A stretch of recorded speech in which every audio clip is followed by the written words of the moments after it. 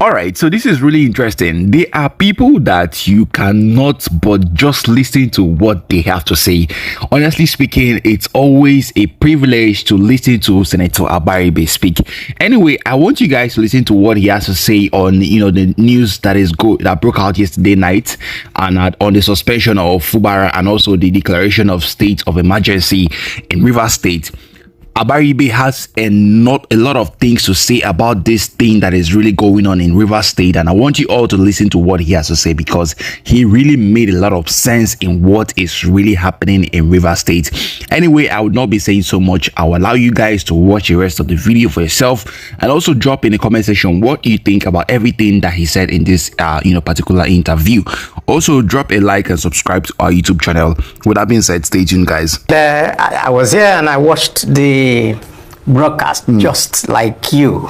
So I think I'm not in a position to take a stand to say this is what we're going to do. I'm going to go back. We're going to talk with our colleagues. We in the opposition are also going to meet, definitely. And then we're going to look at the proclamation, the reasons for it, and the best way forward. I think when we get there, then I'm not going to preempt what the National Assembly is going to do. Don't forget that there are two arms of the National Assembly, both the House of Representatives and the Senate where you are. Yeah, that's what's going to happen. Yeah, but it's very unfortunate that we have gotten to this point.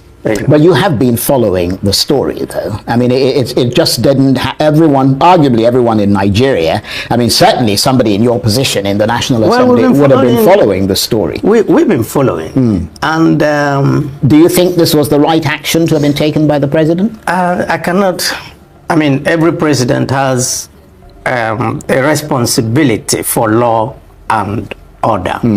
And given all the circumstances, maybe the president felt that this is the best way to go. If it was me, I would probably not have followed this line.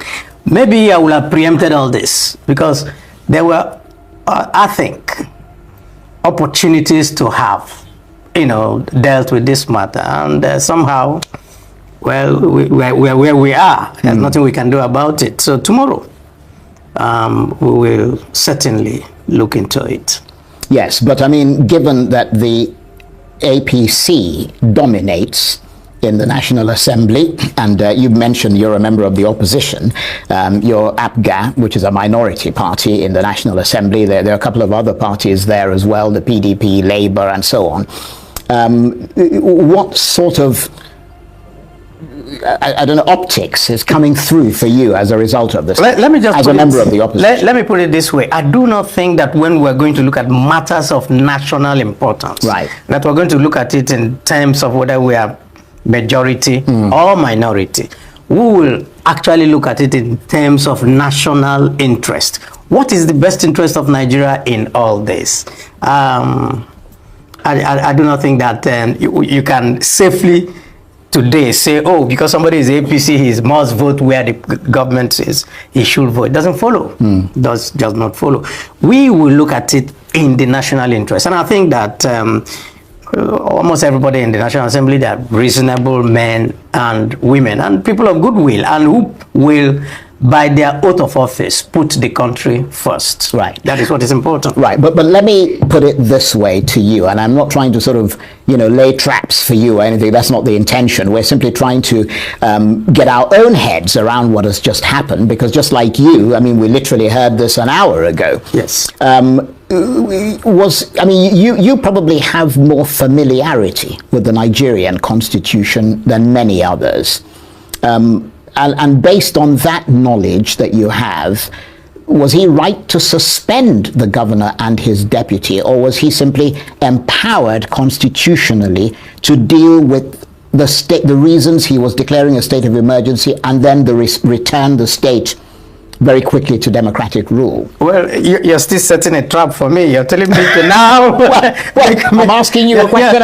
You're asking me to say but you're a lawmaker. What I may have to say on the floor tomorrow. You're a lawmaker. I will plead for you to give me a little time. I need to sit with my colleagues. We need to look at the Constitution again. Right. But I know that Section 305, Sections 305, 5, Subsection 5 and 6 so gives the president the power Right. And whenever that power is invoked, don't forget that this is not the first time that a state of emergency has been invoked in states. It's been done under But it was challenged.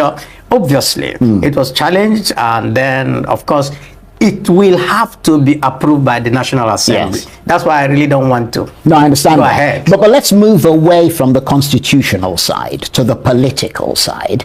I mean, we're already getting people texting us, you know, members of the Joy Youth Council, member of this council, and so on and so on, out of River State, appearing to be very aggrieved and saying that the president sounded like he was laying a catalogue of accusations against the governor of River State and not against his political opponent, Nwike. I would prefer not to discuss it now, because no matter how you go, the broadcast is there, and we saw the broadcast.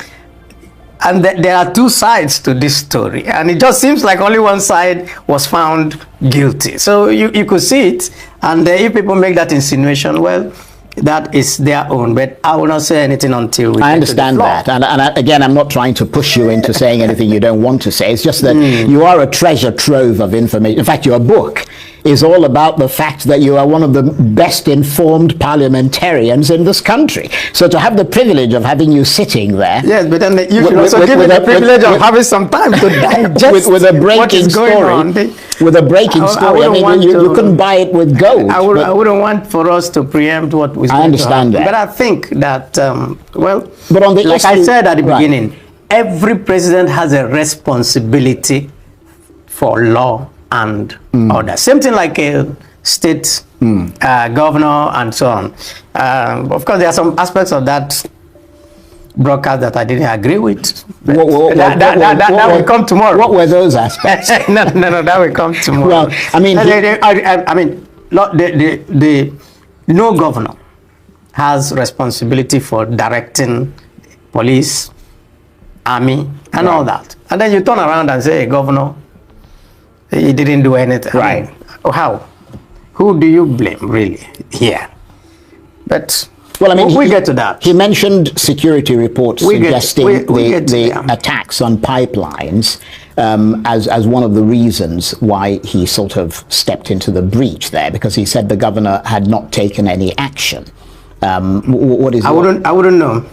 You can ask me. I'm not the governor. Maybe Right. he is in a much better position to answer that question. Okay, well, what about the fact that an administrator has been appointed? I mean, is that the way that it normally would happen? Yes, that's exactly what happens when there is a state of emergency. A state of emergency. Right. Once then, normally an administrator is appointed, and very clearly cannot make laws, which means that he can't do anything. He will simply deal with the situation. Well, they said he can that make he- regulations, What is a which is almost the regulation? same thing as saying that he can pass No. decrees. I Well, mean, he is whatever he's a regulation member is of going a to former do, member of the armed forces. is not going to go against what the Constitution says.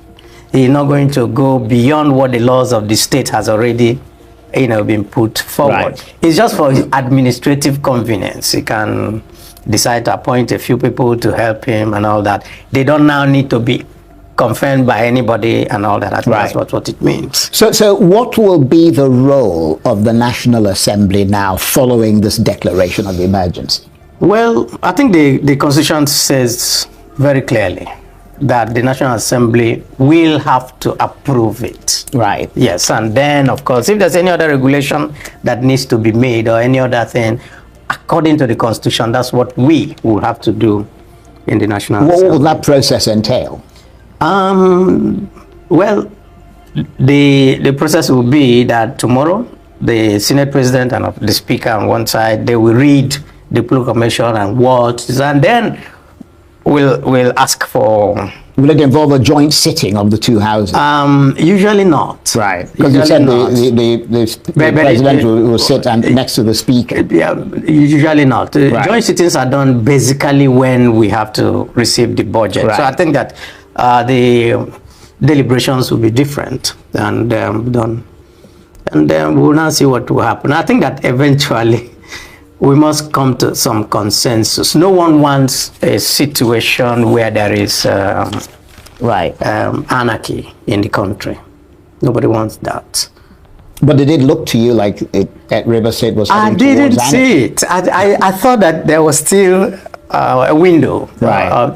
to fix things, but then A window for a political for a settlement. political settlement. Right. I thought that there was still a window, but well, it has happened. We have to deal with it. Right. Okay. Well, I want to thank you for being very benevolent in your answers, although you were rather cagey in your answers. Let's just be ineluctably clear on that.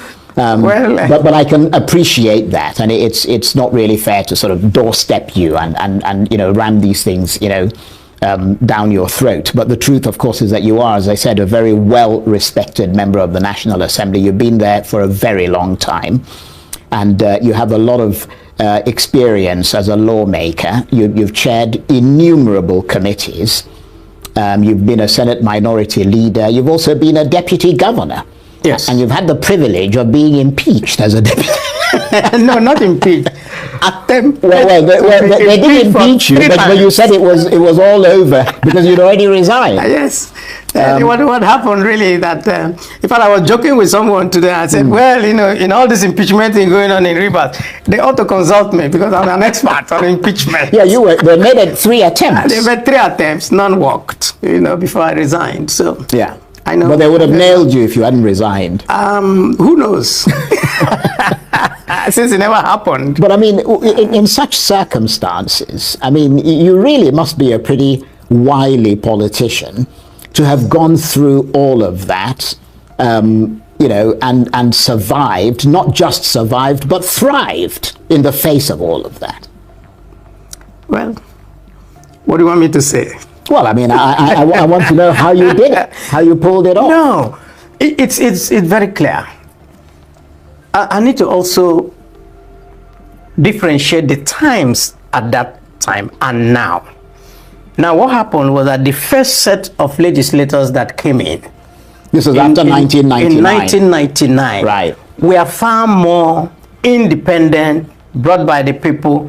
But subsequently, we now found a situation where powerful people like the governors and all that, we are now bringing in their voice as legislators. So we now find the quality of independence in the legislature going down. So today and 1999 cannot just be compared. Indeed. That's just the point. Now, let me just, I mean, a lot of these things that I'm mentioning, to be fair, are actually contained in your book, yes, which I've skimmed through and which is really very interesting. It's called Unbundled by Abaribe. He is, of course, as I said, a senator and well regarded in that world and beyond. You were originally, though, set to be an academic. I mean, you do look rather like an academic with your glasses and all the rest of it. But you were originally set to be an academic, then you got into corporate marketing. Yes. How did you end up in politics? It was a dare. I was complaining about the political things that were going on in 1998 and the quality of people who were coming into politics. And a senior friend of mine and a mentor that challenged me and said, well, you can't complain about people when you stay outside. You know, the dictum that when good men keep quiet, the evil will thrive. And he said, well, if you think that these people are not good enough, why don't you step into the ring? You understand? And I felt that, oh, well, I'm good enough. I think I'm good enough. And so let me go and try. Now, of course, I was burnt the very first time. I went in 1998. Lost the primaries, didn't even know where they were doing primaries and all that. But you learn.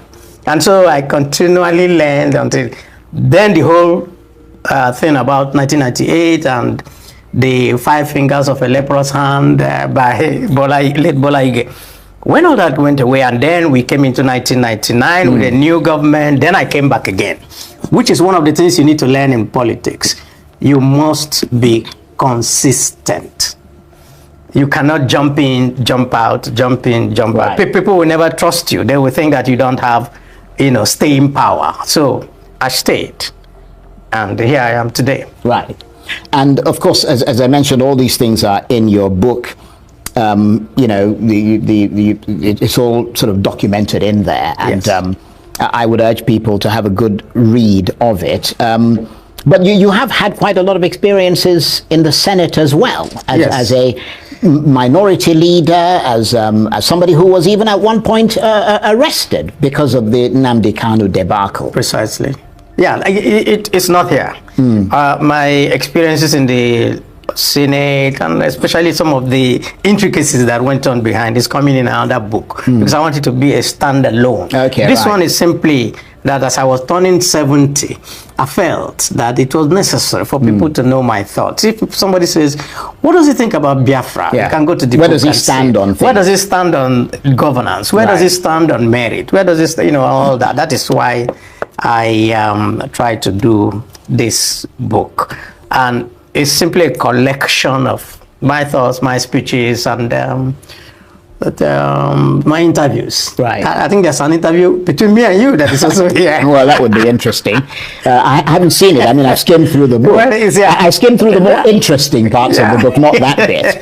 But I expect, though, I mean, because this again is a summary of your experiences over time. I mean, I expect, though, that the latest development in the Senate, which risks bringing the Senate into disrepute, which is the suspension of Senator Natasha Akpoti-Uduaghan, came too late to make it into your book. Oh, no, it wouldn't have come into my book. In any No, circumstances? I would never have come in there. Because as far as I'm concerned, all that happened was a distraction.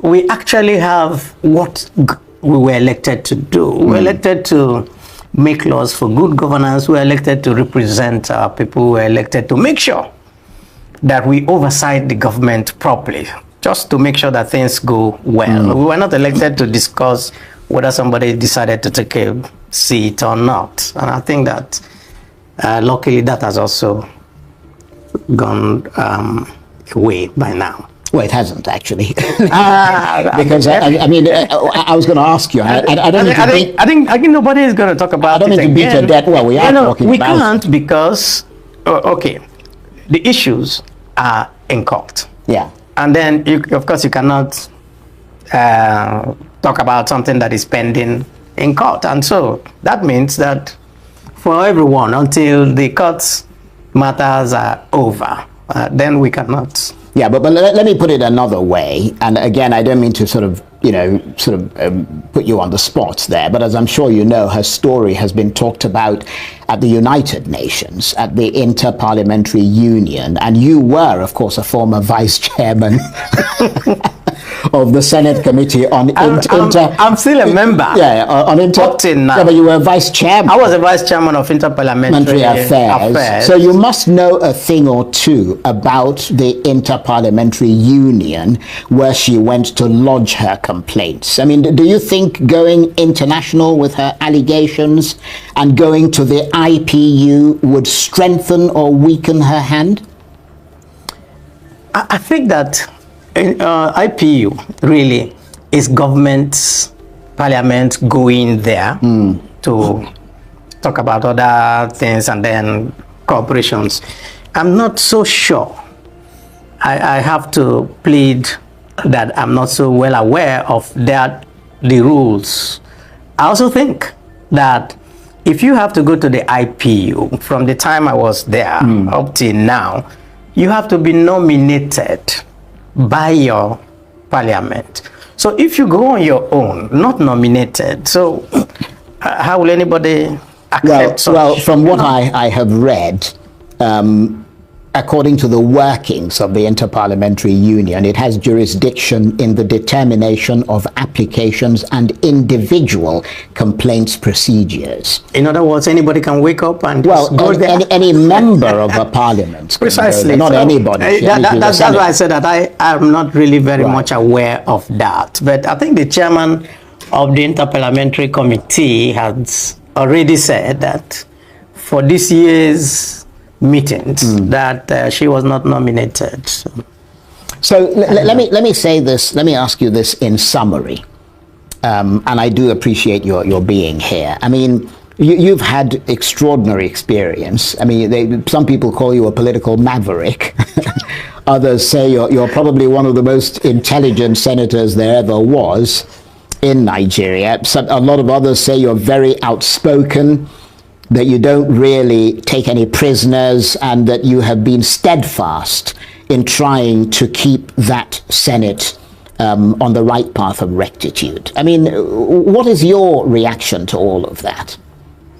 I think that there were, I would say, mistakes on both sides. And for someone like me, my job is to bring everyone together. And a few of us have come together and said, we're going to try to make peace. And therefore, let's not make any comments that may be prejudicial.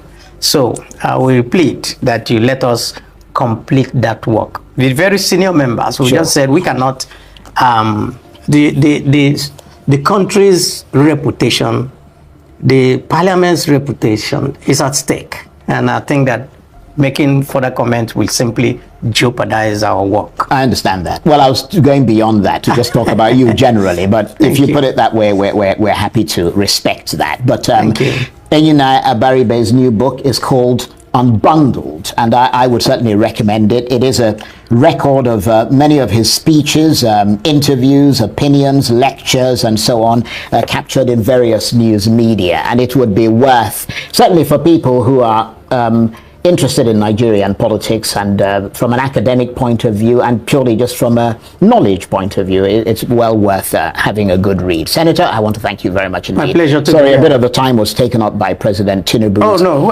it's good speech and his declaration of a state of emergency, but obviously those kind of things supersede everything else. Precisely. Thank you very much indeed. Good to see you again. My pleasure.